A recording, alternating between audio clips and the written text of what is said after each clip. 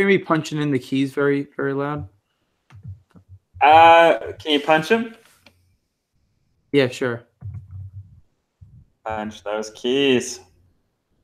Nothing? I can't hear anything. Great. Well, Yeah. I know that the Yeti picks these up, and they say like when you're typing a room away, you can still hear that shit. Yeah. Well, Isn't it? we're live, just so you know.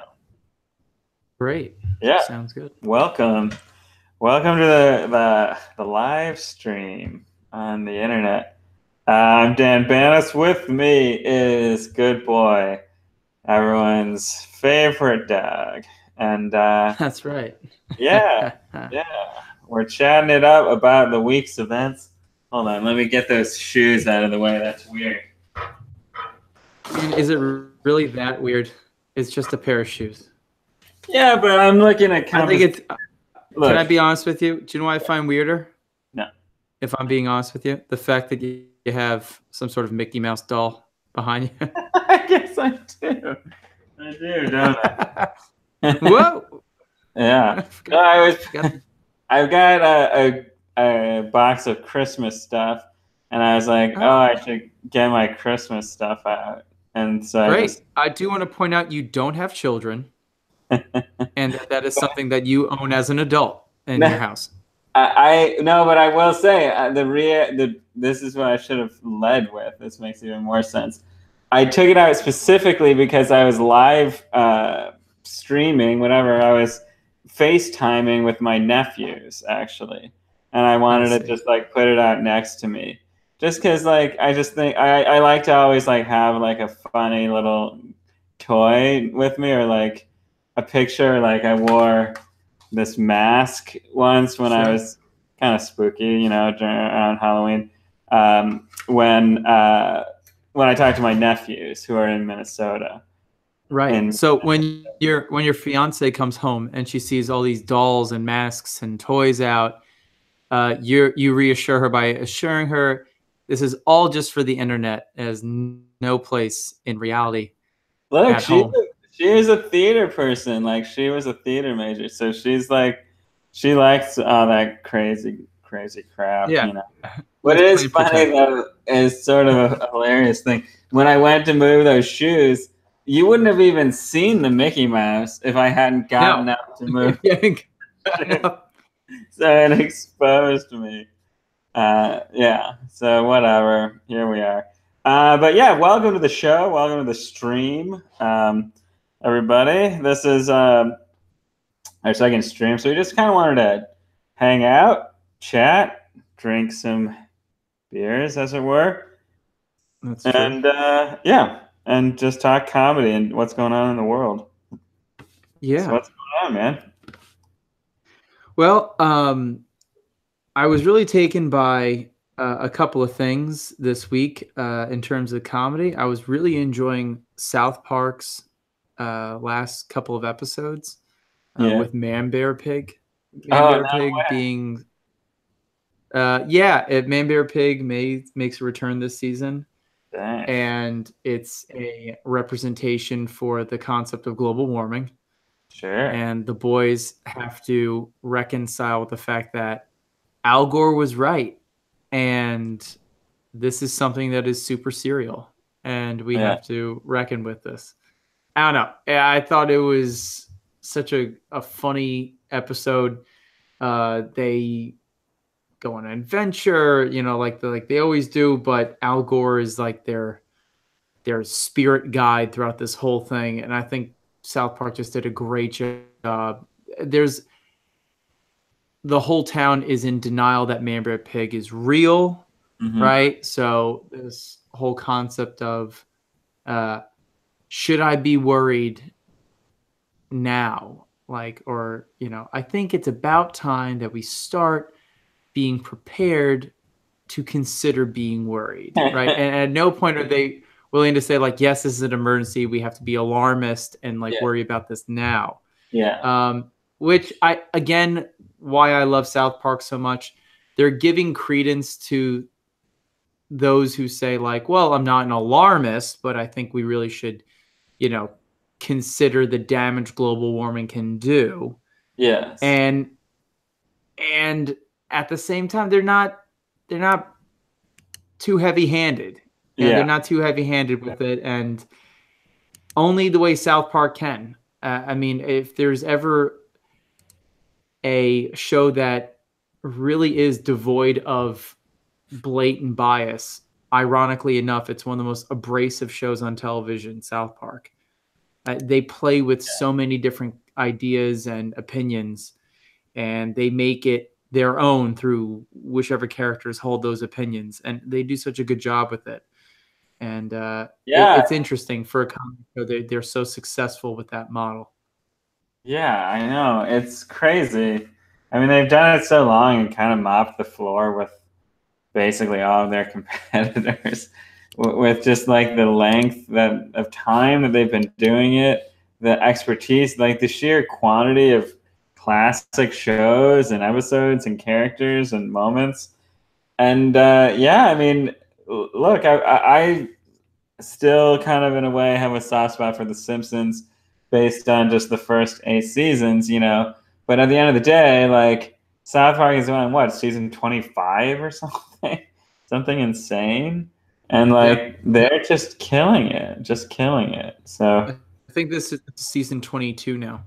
Season 22. And, yeah, I mean, and it's like a Saturday Night Live like fixture, except with this exact same cast. Just like bizarre. So yeah, and arguably enough, I mean, this might be a nice segue. You know, people have criticized SNL's bias, as it were, as of late. Pete Davidson got a little bit of hot water, making fun of that gentleman who is a veteran and running for a representative seat. Yeah. David Crenshaw. Dan Crenshaw. Yeah. Crenshaw. Correct. Right. Yeah. And I don't know a lot about the situation other than Pete made a joke about him on Weekend Update, calling him, you know, someone who looks as though he's like a villain in a porn or something like that. I don't know. Yeah. And people were kind of up in arms that he would ever make fun of a veteran that lost a knife. Well, yada yada. He comes on the show and gets to kind of take a few jabs at Pete.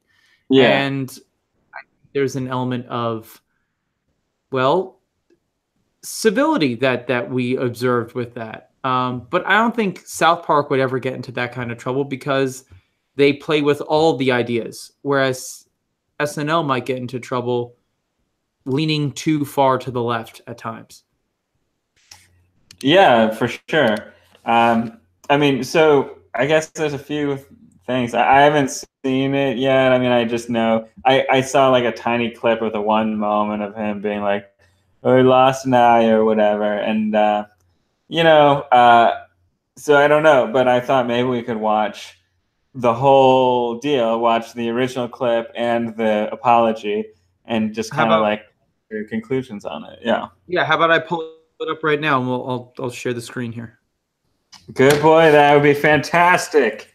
Fetch those clips, please. All right. Let's get this going here. All right. Like a good boy. I do what I can. Yeah, man. Much appreciated. Okay, let's give this a shot. Yeah. First of all, I must say, like, I do wonder how much of it was calculated from the start. Perhaps that's just. What do you mean by calculated? What's their end goal here? I mean, just trying to build controversy and buzz with, you know, with like a scandal. It's hard these days, you know, and I mean that's it is hard. It is hard when the president sets such a high bar. You know, how do you beat that on a daily basis? Very hard, yeah. So I don't know. Like a part of me, just the cynical side of me, is like, well, that's all. This was kind of intended, but who knows? You know, maybe it just was more organic. Yeah, I honestly think I honestly think you know what? Tell you what. Let's take a look at and we'll get our first impression. Yeah. Okay, here we go.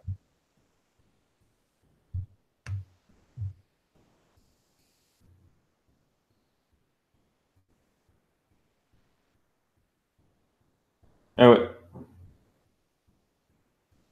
is there audio? You're not getting any audio? Not getting any audio. Oh no. Yeah.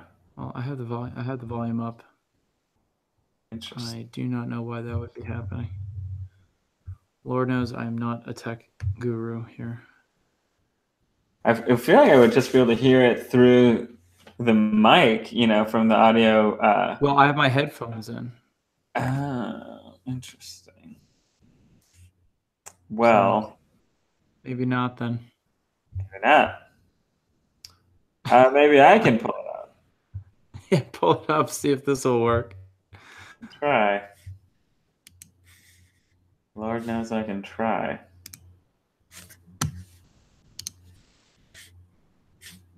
Bop, bop.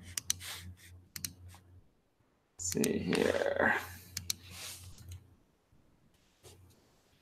So you're not catching any of that audio? No, none. Okay.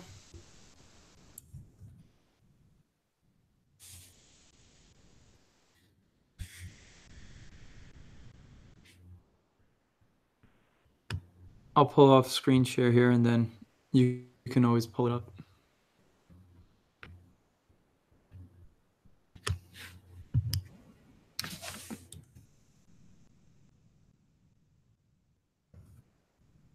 You send me just the link you have? Yeah, sure. Oh, okay.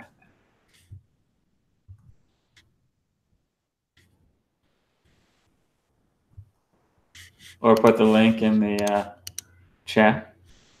Yeah, sure. Yeah.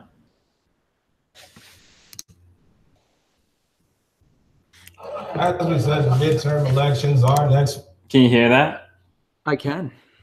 Okay. Now I just gotta grab the screen. All right, let's take a look. You see it? The infamous weekend update. Yeah, infamous. Okay. Week here with his first impressions of some of the candidates is Pete Davidson.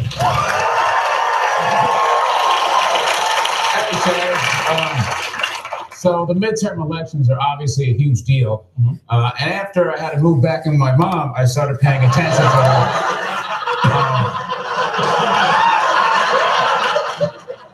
She's loving it. Wait, what was that in reference to? He broke up with Ariana Grande. Oh, okay. Weren't they engaged? Yeah, hardcore. And he even had like a tattoo, and it was like of those bunny ears she wears, and he made it into like just a heart. That's the extent of the relationship information I have. But at the end of the day, I kind of, I sympathize for anyone going through a breakup. So I see Pete, his father died 9/11, which is like super depressing, even conception-wise. And I think it's just, I haven't seen it, but from what I've heard, I think it's a comedian going for big air and really trying to, make the most fun out of something that's as dangerous as he can make fun of, which would be essentially just a Republican who is missing an eye. Yeah. And just like, let's go after that. I don't think he meant anything by it, but again, let's see how this goes. Yeah. Okay. I realized there are some really gross people running for office this year. So here are my first impressions. This guy's fun. Rick Scott from Florida. He looks like someone tried to whittle Bruce Willis out of a penis.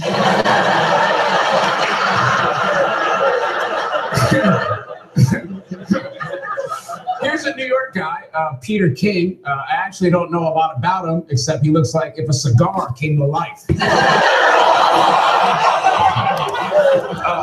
This guy's kind of cool. Dan Crenshaw.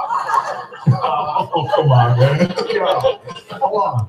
You may be surprised to hear he's a congressional candidate from Texas and not a hitman in a porno movie. I'm sorry, I know he lost his eye in war or whatever. All right, well, here's a Democrat, so I look fair. Give me that, like, Cuomo guy. There he is. All right. Yeah, Cuomo. He looks like a guy that's sleeping with your mom, but stays overnight and eats breakfast with you in his boxers. and then he asks you how the baseball's going, and you say, you don't play baseball. And he goes, oh, queer. That's very specific. That's just the vibe I'll get. Here's someone who really gives me the creeps. Indiana congressional candidate and Mike Pence's brother, Greg Pence. This is a picture of him watching the episode of This Is Us where Jack dies.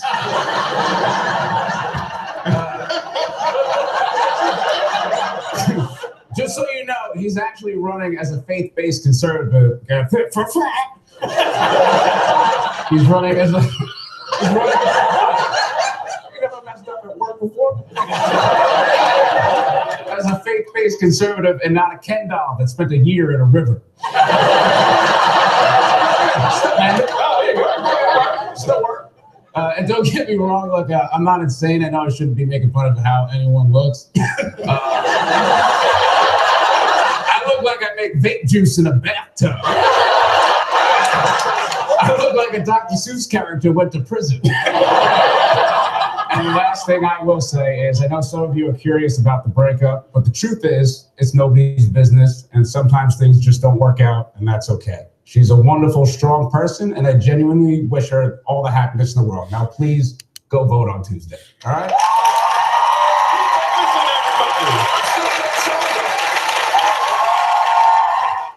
Oh my God, let's dive into this. Okay. Let's do this. I first off think those jokes were fucking hysterical. I thought those were so funny. The only thing I would say that irked me was the sort of callous whatever he added as like a tag almost to the concept that this guy lost his eye in combat. Right. From what I understand, it was in an IED attack, which is, just part and parcel of warfare nowadays, and especially in this nightmare, of modern war that we're putting our troops in. But I felt that kind of rubbed me the wrong way. And then the sort of gloating that comes with like, well, you know what side we're on. Now let's do a Democrat. So it's quote unquote even. I mean, how? Yeah. Say again. It's very strange that they even like call that out, and they're like, but even just to be like, it's just so that I look fair. It's like, so we're just all expected to believe that every single person on Saturday Night Live is necessarily like siding with the Democrats on everything. It's just bizarre that that's even like a part of the culture, part of the idea of, what these shows are. I wouldn't assume that, and obviously he's not making naive Dan. You wouldn't even assume. No, I wouldn't. No, I mean, I understand how that works, but I wouldn't. I wouldn't assume that. It shouldn't be that way. It shouldn't be that way, and there's no reason to assume that. Certainly, based on the jokes he was telling, like I had to look up that Peter King guy because that was the third one, just to make sure that he was another Republican. Because I was like, okay, so they did three Republicans. I'm like, is this just all going to be making fun of Republicans? And then he obviously did the Juan Cuomo thing. To be fair, sort of, and then goes back to a Republican. But it's like that sort of thing. It's just, as like a comedy person, it's sort of like nails on a chalkboard to see how blatantly one-sided it all is. Because like I'm not used to that. I mean, I should be by now, but my like instincts are always like old school. like Letterman or Carson or whatever, where it would be like a pendulum swinging back and forth, and they'd be like hitting this side and then hitting the issue from that side and back and forth. So it is just like, it's very strange, and it kind of it feels like off to me. It feels dissonant, and so like it just like bothers me in a way. Not like bothers me that they're not making fun of Democrats, but just like it rings false. Yeah. Yeah. No, Dan. What really bothers me, and truly bothers me about the thing, is that, look, if I knew SNL was a liberal show from the get-go, it'd be different. You know what I mean? You push boundaries, you make fun of everybody, you're kind of you hit the president hard no matter who they are. Yeah. I mean, the amount of Monica Lewinsky sketches we saw was, I mean, honestly, it carried SNL for a while. Like, I mean, it really did. Yeah. And I mean, so many things. And then at the same time, so yeah, Monica Lewinsky is, I mean, the poor woman is like tarred forever for sure. And you have Bill Clinton, who is legitimately a predator, who's just being like, they're treating with kid gloves a bit.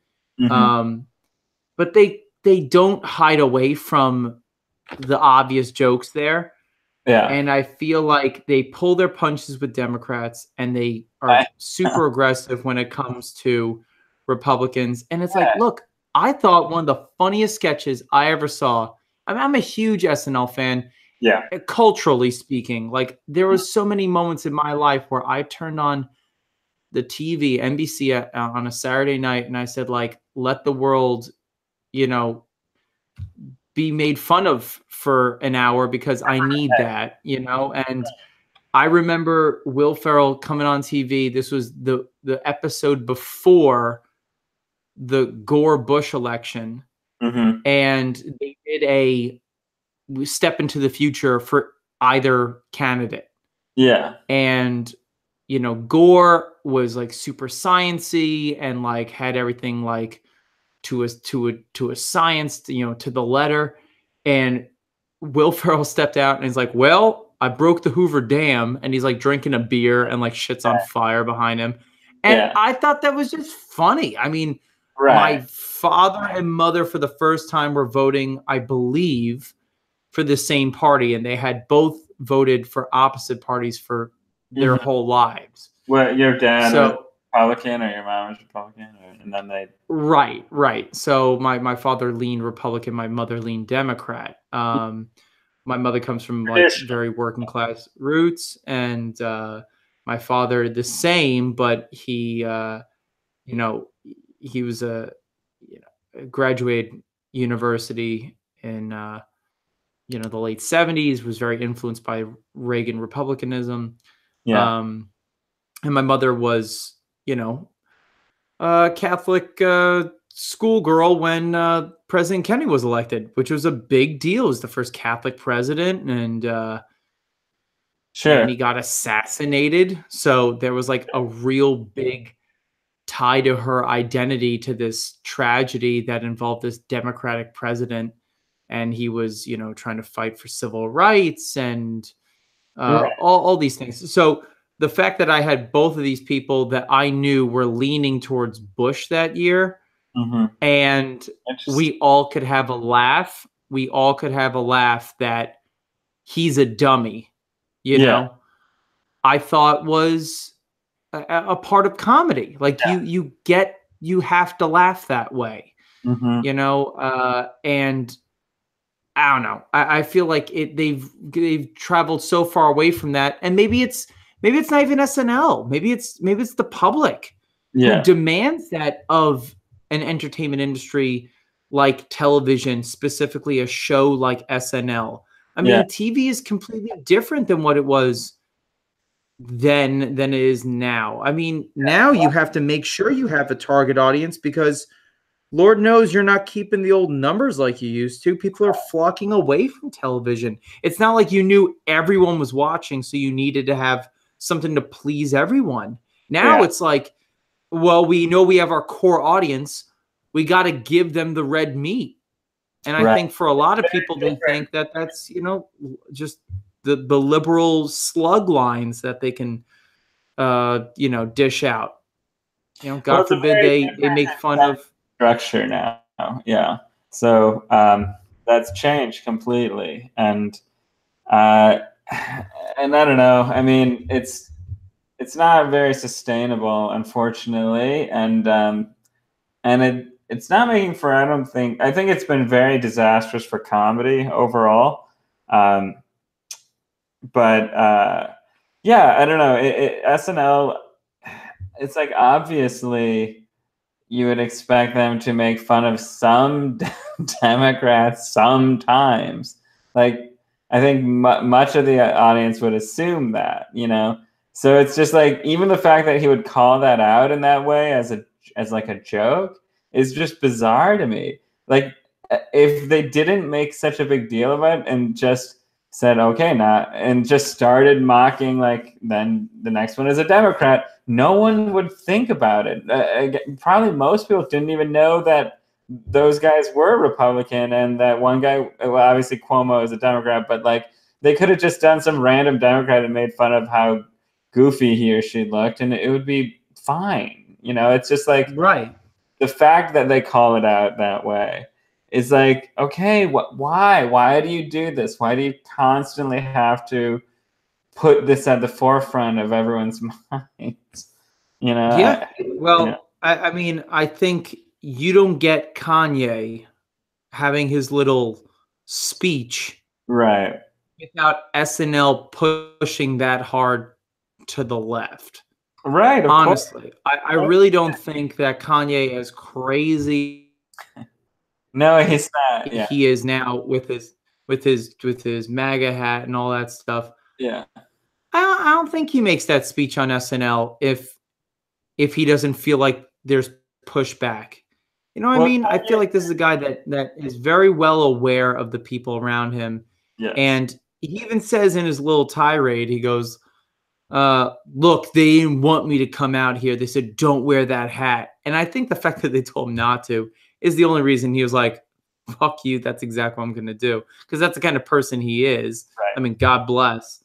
So Kanye is obviously very melodramatic, emotional type of guy.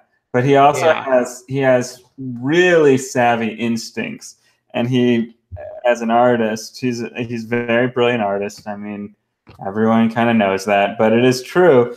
And he is right. Like, he just has the right instinct that he knew and knows that something is just weird and off about the pop cultural landscape. And I think that's largely where he's coming from with all this. He just knows instinctually that wearing this hat will cause a conniption in a lot of people's heads. And as like a provocateur artist, he's drawn to do that very thing. And that's what he did. Yeah, and I agree. And I have a lot of respect for him for not backing down one iota this whole time. Yeah. I mean, there's a lot at risk, and he did, and he puts it on the line constantly. Yes. So good for him as an artist. Like, I mean, I respect that. I would also say, I think it's very interesting that you could have someone like Pete Davidson say something like, all right, now I'm going to have to do a Democrat, I guess, to look fair. Right. Which is like, I'm very well aware of the optics of this, and we all know where, we stand. However, I feel bad. I feel bad for the people who remember SNL when it was tit for tat a little bit, or they didn't pull any punches and they hit people as hard as they could. And I feel bad for people that show up expecting that beautiful comedic tradition, and then they go, oh, I'm a punching bag for 45, 50 minutes. And you know what? It doesn't feel good when the country's laughing at me. And here's the thing, me, quote unquote, would be half the country. Yeah. I mean, they're laughing at half the country. It's no longer a show everyone can gather around and have a good laugh about. I really think they're getting away from that. I mean, I'm seeing them trying to curtail it time and time again. I mean, thankfully, it's not so obvious. But whenever it's politically driven, there is no doubt where they kind of, stand on things that I think is this fucking word problematic. You know, I mean, it's not good for comedy, that's for sure. And quite frankly, you know, these people, these, you know, let's call them like center right to right leaning people who show up to SNL. It's like they show up to a Bob Dylan concert expecting to hear, you know, Tambourine Man, and they get, you know, Bob Dylan electric only. And they go like, what the fuck happened? Like, I want to hear it all. You know, I want to hear just one element of it. Yeah, but then of course, just the very fact that Pete Davidson said, like, oh, I better hit a Democrat so that I look fair, it just deflates the whole point of hitting a Democrat. He could have made a joke about a Democrat and then afterwards waited for the either like laugh or gasp or cringy laugh, whatever it be. It would probably be a very authentic, shocking response. And then he could do his little shit-eating grin and be like, weren't expecting me to hit the other side, were you? And then everyone or I have to be fair here, people. Yeah, no, it would have been a great moment, but instead he prefaced it with it, and it just like the energy just sort of drops, and then instead it is this kind of like mean-spirited comedy as opposed to like comedy that comes from brain uniting people, for lack of a better word. But anyway, let's get to the apology and see where. Yeah, I'm looking forward to this one. Let's see how this turns out. Okay. Where the heck?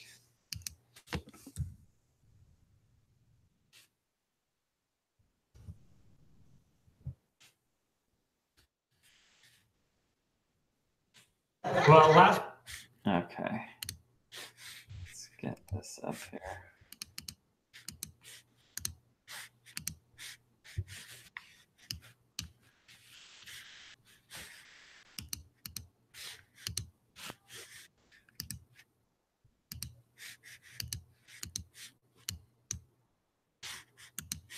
Last week, Pete Davidson did a feature here on Weekend Update that caused some controversy. Here to set the record straight is Pete Davidson.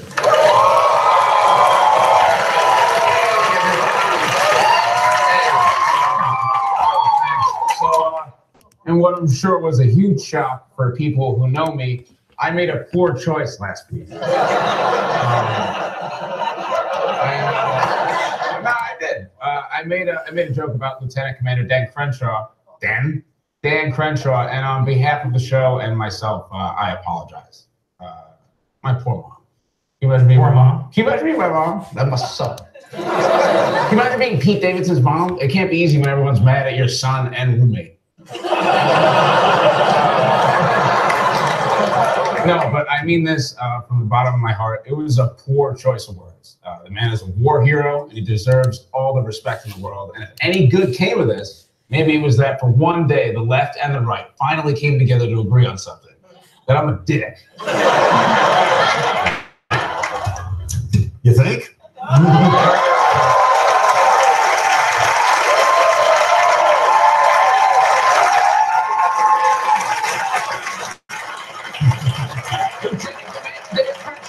Thank you so much for coming.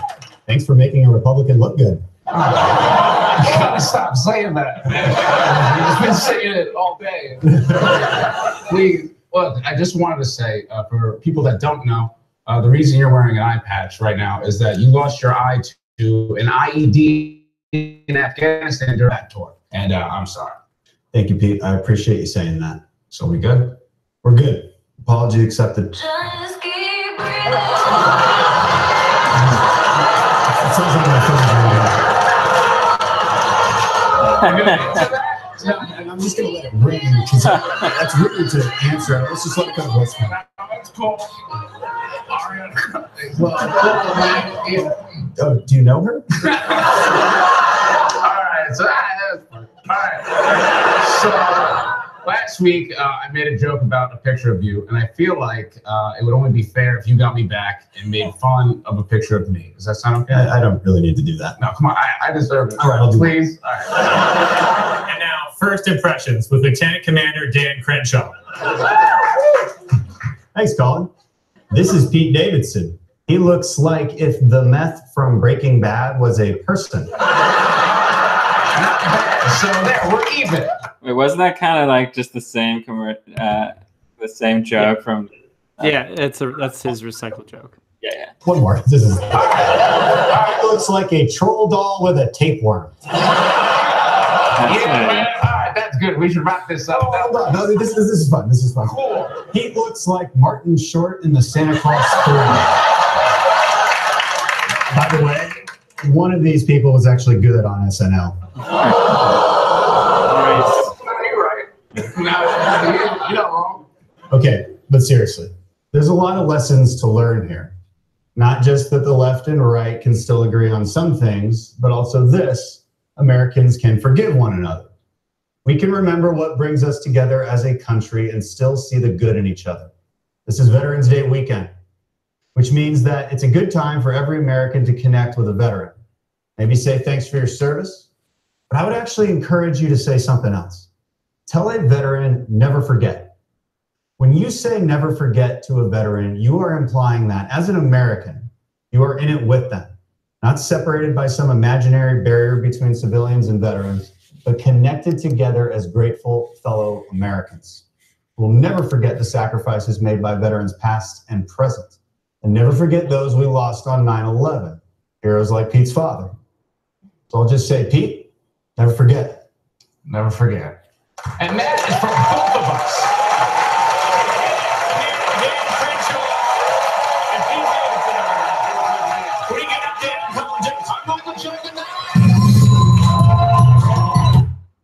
All right. Got it? Yeah. Let's dive right into this. I would first say, yeah. Go ahead. I would say first impressions for me was that was his timing, his comedic timing is great.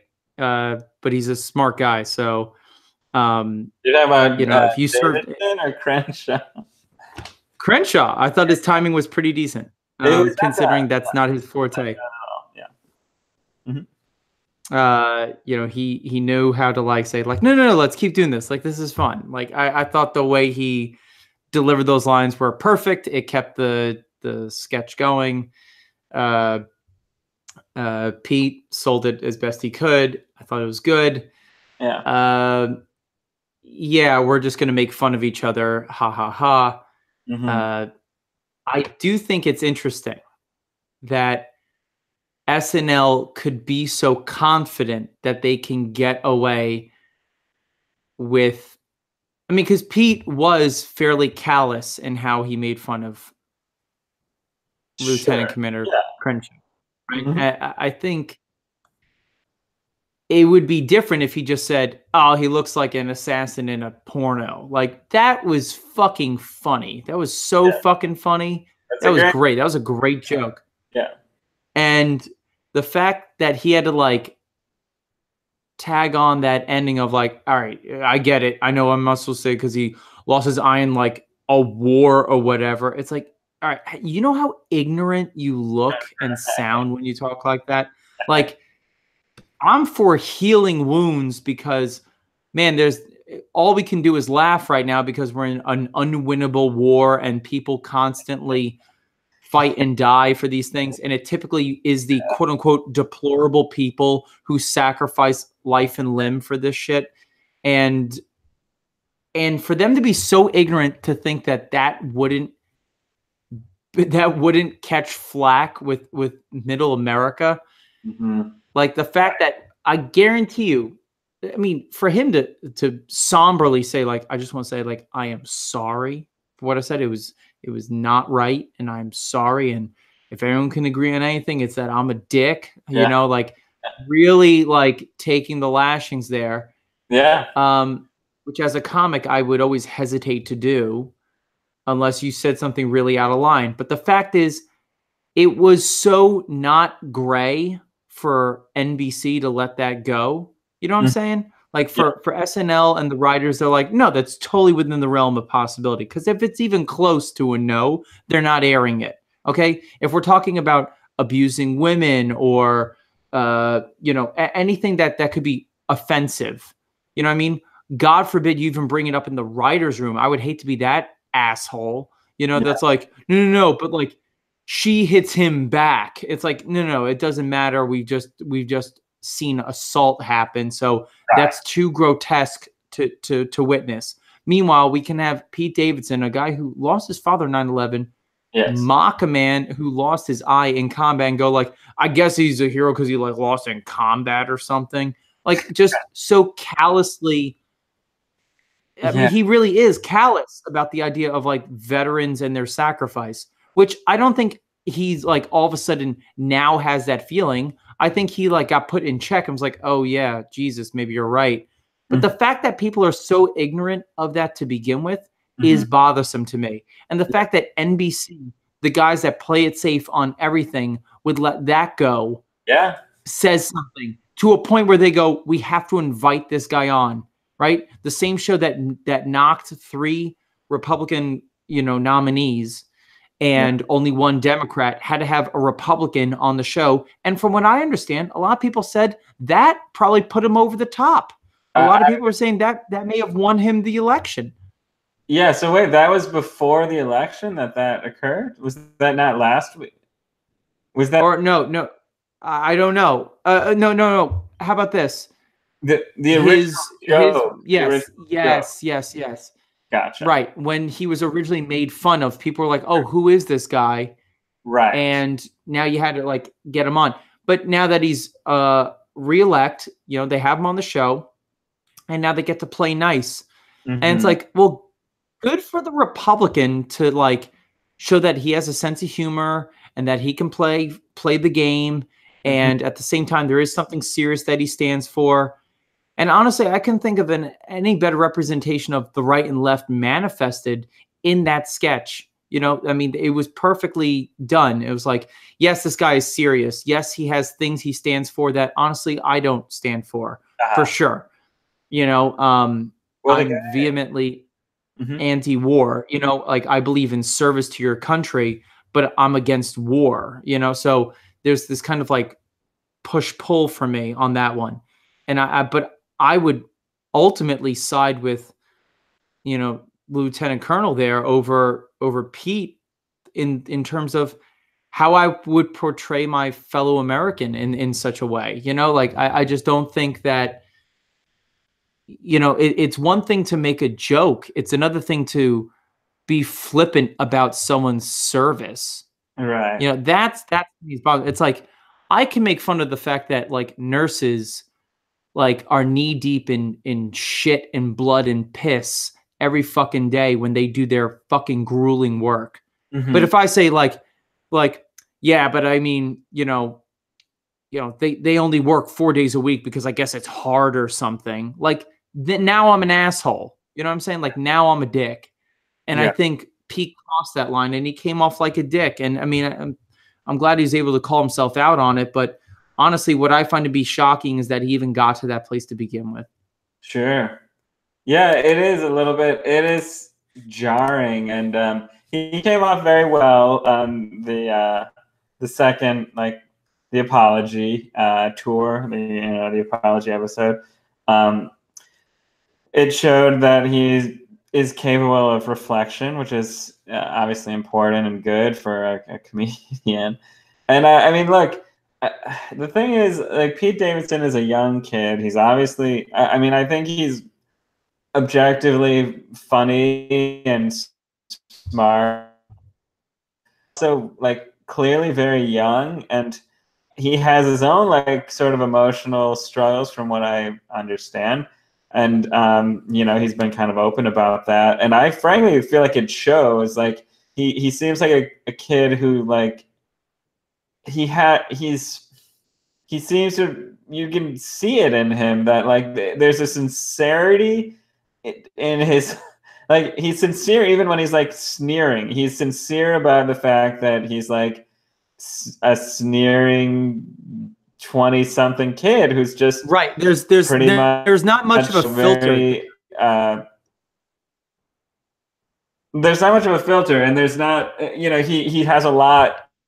He's a famous guy, very successful 20-year-old guy who dates and pop stars, singers. So it's like, he's got a million things going for him right now, and he's cute and girls love him, and he's on TV and stuff. So it's like but what I do appreciate about him is that, yeah, when he has like a crappy feeling, he doesn't hide and just pretend like he's, oh shucks, I'm perfect and cutesy all the time. He wears that on his sleeve. But sometimes it goes too far and it is just wildly unlikable. And he did come off as quite unlikable that first go round. And he did a lot better in the second one. I mean, he was able to see that, and I think it did take some degree of reflection and even humility to do that apology. It didn't feel completely manufactured.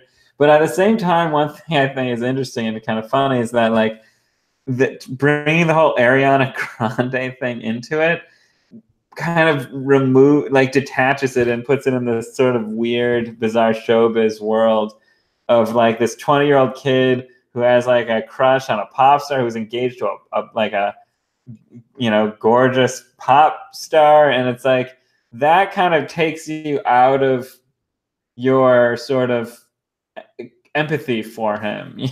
Do you know what I mean? It's like it detaches him from like the experience of the everyman all the more. So it's like he has a lot going against him when it comes to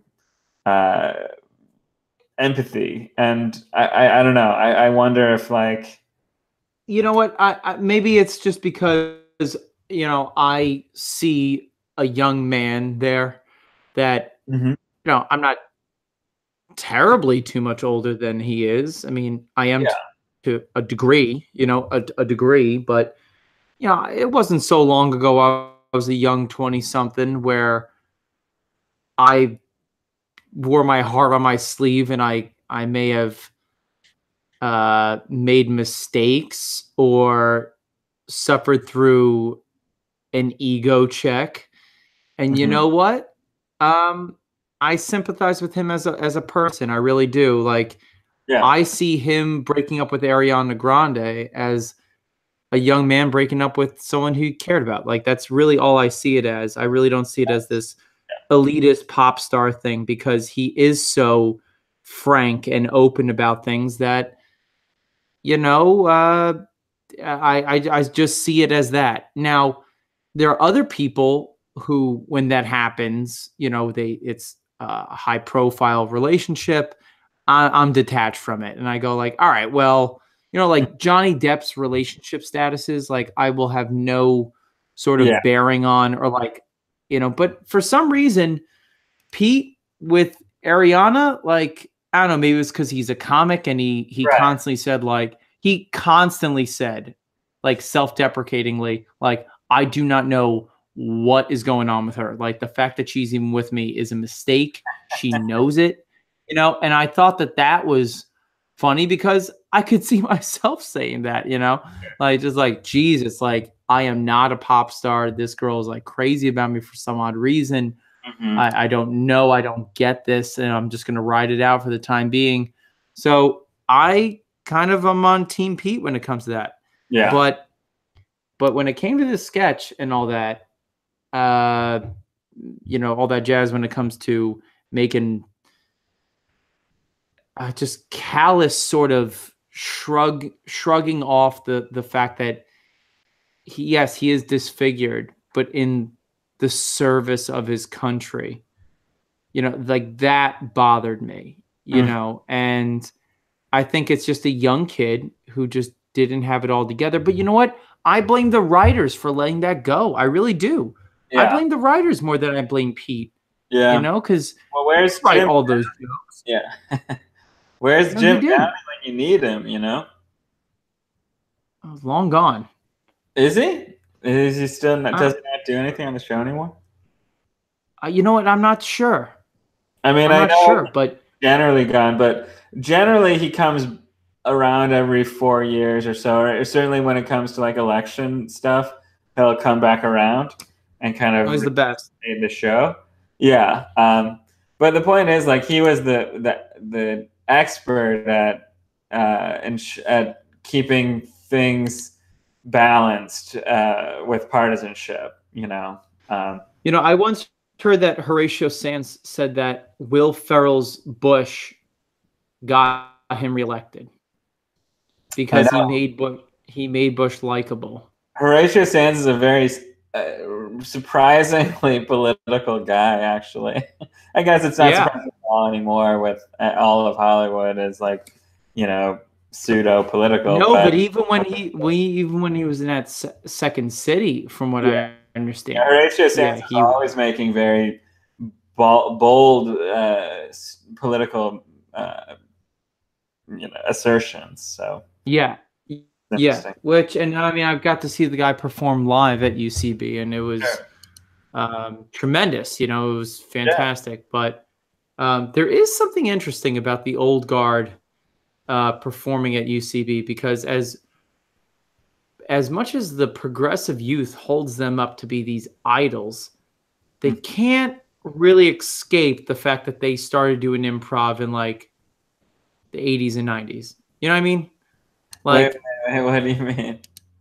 I mean, I once saw Horatio Sands and Tim Meadows do a bit at UCB, an improv bit, and then it was Horatio said something to Tim, and then Tim said yada yada yada, my big black dick, or something like that, and the whole audience was like aghast. They're like, and it was like, that's like me. I'm laughing because that's the shit I grew up laughing at. And I still think it's funny. I'm not here to start gauging who's offended or like, oh my God, you labeled Tim as a black person. How am I supposed to feel about you labeling a black improv actor as a black person in a scene, or the fact that maybe Horatio will put on a little bit of a Hispanic voice or an accent when he does certain characters, and like, how am I supposed to feel about this? Like, you're not supposed to feel fucking anything. You're supposed to fucking get in the moment, be in the joke, and let it ride. And then at the end of the show, if you carry those feelings outside, you're an asshole. But as long as you're laughing at the joke for the joke's sake, that's healthy. That's healthy. And I just can't get, for the life of me, the amount of people that watched that were like put off by it because marginalization or their labeling or anything like that. And it's, for me, what I find to be funny about that is these people idolize these people. Tina Fey is like the quintessential feminist comic in many ways. She wrote Bossy Pants, and like how to like be assertive and all that. And I love Tina Fey. I love Tina Fey. I wouldn't consider myself someone who is like on board with third wave feminism. I would probably be closer to like someone who agrees with second wave feminism, which had this like sort of, humanist sort of, we're all in this together kind of vibe. Versus this, Tina Fey probably would feel the same way if it were, I think deep down, that would be my hunch, my speculation. She probably sees a lot of these absurdities and just knows that it's not expedient in any way to call them out. Yeah, I mean, I hope so. I mean, she is a girl from Philly and from the outskirts of Philly. And, I love those working class comics and improvisers who brought what they knew about their world to the stage, because that's what you tune in for. I don't want to tune in for a lecture. And Tina never did that. And there's many stories about who said what to whom backstage and, what the writer's rooms sounded like. And there's a lot of things I would have probably been like maybe at odds with people like Tina or even Amy. Sure. I would hope, like, that's fine. That's a good thing. No one should there should be some degree of conflict in a writer's room, and that Right. among strong personalities, it's bound to happen. Yeah, and I feel like maybe even this sketch kind of touched on that, which is like, look, we're all kind of on opposite sides of the spectrum here. However, maybe there's something we can take out of this, which is, we can forgive each other, and not be so goddamn damning of the other side. As much as I wanted to hate Pete for how flippant he was about people's, service, including like possibly even sacrificing your life to the country, as much as I want to hate him for that, because it's the antithesis of what I believe I value in terms of patriotism. As much as I want to do that, I see him as a young man who made a mistake and hopefully thinks about things a little differently. Yeah, I think so. I hope so, and I tend to think so as well. And Crenshaw came off well. He's clearly a savvy politician. First of all, he's got the perfect face. He has the perfect look for a modern day male politician, in my opinion. Yeah, I was about to say he's very much a Republican face. Yeah. I mean, I guess I think he could be successful in either end of the aisle. He has like a boyishness to him, like that is kind of the look of a modern male, youngish politician. A youthful glow. Handsome, but not like Hollywood handsome. But not like the old school of like Bob Dole type Republican, I just want to point out, Dan, that of the two people in that sketch, Pete Davidson and Lieutenant Colonel Crenshaw, you've referred to both of these gentlemen as handsome at one point throughout this podcast. I would say they are handsome though. They are actively handsome. They're well put together, and I think any woman would be lucky. Oh my gosh, a war hero and a famous, successful young comedian. Give me a break. Come on. What else would you want? You could have your pick. Yeah, exactly. One sec. Okay. What you got up? But so point being, what is the point? I think overall this was a win for Saturday Night Live and a win for the Republican I don't know, at least for Dan Crenshaw and overall Republicans, in terms of like coming off as human beings, which is not an easy thing for them to do these days for a number of reasons. Like he came off as a perfectly reasonable, good-hearted, good guy, not like a evil spider-faced monster. And right. SNL got their little headlines, and Pete Davidson came off generally well. So yeah, I mean, I feel like this was a win, and they had that sort of uniting moment. Not perfect, but I think ultimately everyone kind of came out okay. Yeah, I couldn't agree more. I think it's definitely a win for SNL, for both Pete and the congressman reelect. Yeah, I think everyone kind of got out of this without getting burned, thankfully, and it was more of a learning,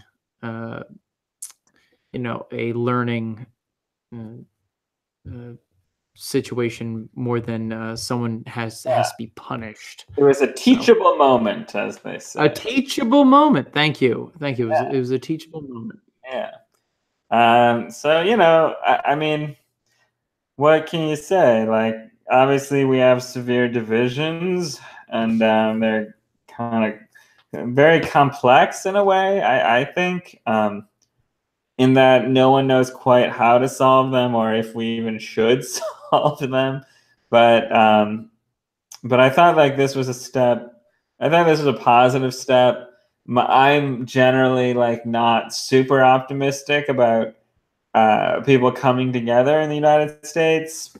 I don't know. I think ultimately, we have to go with a more long-term solution, because I don't know. I don't see people just deciding that they want to live and work and be countrymen with people that they, 75% of the time. Yeah. No, I don't see that. I see more divisions rising more and more, and people are kind of drawing the lots in sand and then kind of saying like, where do you stand? Where do you belong? So, well, I will say, I see more than. Yeah, you could even see that in the end, in this moment, as much as I felt like it was generally a success, but you never got that full catharsis, I noticed, from the audience, where like, usually when you'd see something like that, where Dan Crenshaw would have his moment when he had his little, we got to come together and unite, there are some things that we all agree on speech. Usually, like, you would have expected the audience to burst into pretty spontaneous cheers and applause at that, but they didn't. They didn't at all until they were really like clearly prompted at the end of the sketch. But that they didn't necessarily all agree. I mean, I think they appreciated the sentiment, but I don't think they felt really moved to really come together in the long run. Yeah. Yeah, I hear you. And because at the end of the day, if you're on the other side of the aisle, it's not really a show that's meant for you anymore, at least. Yeah, it's really not. They've made I feel bad about being a writer, trying to get on the show, saying, "Hey, this is what I find to be funny," and then some people are saying, "We got no room for for writers like that." Oh yeah, I mean, it's that's shocking to me, but that's the reality of the situation. Yeah. No, I don't see how anyone who's like right-leaning could get, not to say that you're right-leaning, but if, anyone who is right-leaning could get a job on that show at this point, it without really hiding it. But I just don't see that happening, which is personally, I consider that a big, big problem. Not just for SNL, but in general. I mean, I think that's true of almost any television program or almost any job in a big urban area. Like that's not okay to me. Like and not just because like I'm like, oh, that's not nice to people, but I don't think that's workable at all. So like, I don't know. I mean, it's particularly concerning because I know for sure that there are plenty of people who like being on Saturday Night Live in some capacity is like their dream, or since they were children. Sure. Unless you're like on board with everything that the pretty progressive left agrees with, you can basically wave that dream goodbye. That dream's as good as dead,